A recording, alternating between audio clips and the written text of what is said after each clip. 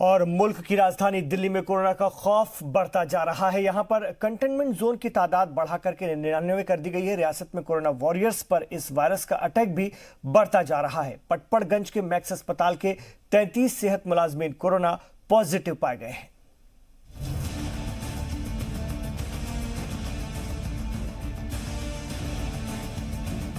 तमाम एहतियात के बावजूद राजधानी दिल्ली में कोरोना अपनी रफ्तार बढ़ा रहा है। दिल्ली के लोगों के दिल में इसका खौफ गहराता जा रहा है। अमीर गरीब सब कोरोना के शिकार हो रहे हैं।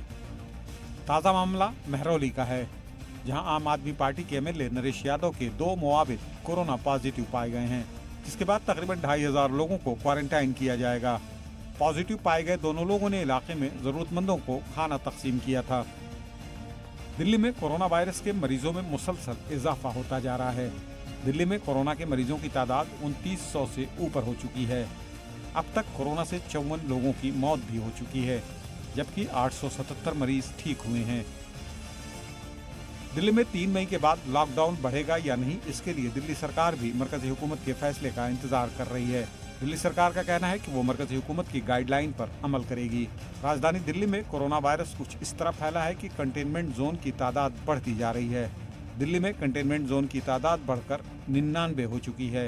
इस बीच हरियाणा सरकार ने अरविंद केजरीवाल से अपील की है कि वो दिल्ली में काम करने वाले हरियाणा के लोगों को वहीं रुकने का इंतजाम करें। मेरी दिल्ली के मुख्यमंत्री जी से ये कहना है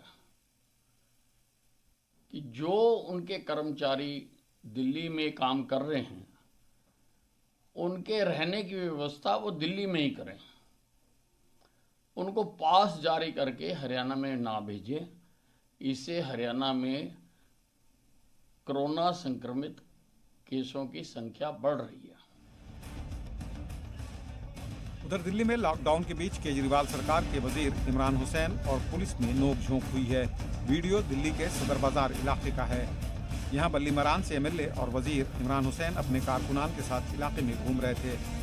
साथ में कई गाड़ियों का काफिला भी था, जिसमें एसडीएम एडीएम भी शामिल थे।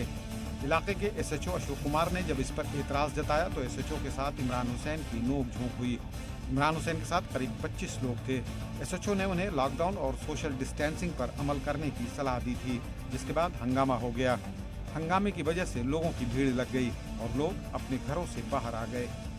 ब्यूरो रिपोर्ट, जी मीडिया।